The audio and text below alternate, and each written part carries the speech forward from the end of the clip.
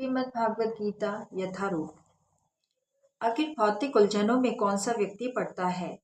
वह जो जीवन की समस्याओं को नहीं समझता। बृहदारण्यक उपनिषद में व्याकुल मनुष्य का वर्णन इस प्रकार हुआ है। वह है जो मानव जीवन की समस्याओं को हल नहीं करता है और आत्म साक्षात्कार के विज्ञान को समझे बिना कुकर सुकर की भांति इस संसार को त्याग कर चला जाता है। जीव के लिए यह मनुष्य जीवन अत्यंत मूल्यवान निधि है, जिसका उपयोग वह अपने जीवन की समस्याओं को हल करने में कर सकता है। अतः जो इस अवसर का लाभ नहीं उठाता वह कृपण है। ब्राह्मण इसके विपरीत होता है, जो इस शरीर का उपयोग जीवन की समस्त समस्याओं को हल करने में करता है।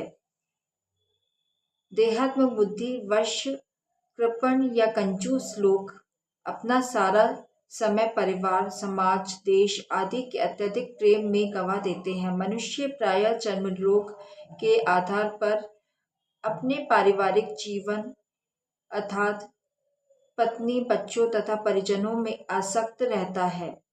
कृपण यह सोचता है कि वह अपने परिवार को मृत्यु से बचा सकता है, अथवा वह यह सोचता है कि उसका परिवार या समाज उसे मृत्यु से बचा सकता है। ऐसी पारिवारिक आसक्ति निम्न पशुओं में भी पाई जाती है, क्योंकि वह भी बच्चों की देखभाल करते हैं।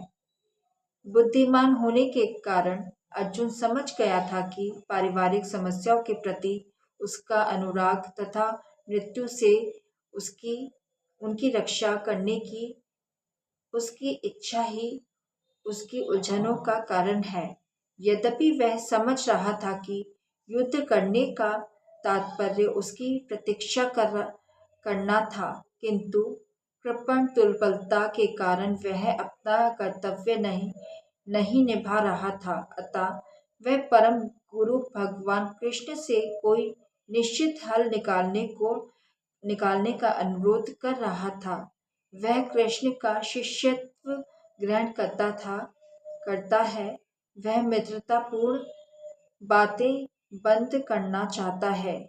गुरु तथा शिष्य की बातें गंभीर होती हैं और अर्जुन अपने मान्य गुरु के समक्ष गंभीरतापूर्वक बातें करना चाहता है। इसलिए कृष्ण भगवत गीता ज्ञान के आदि गुरु हैं और अर्जुन गीता समझने वाला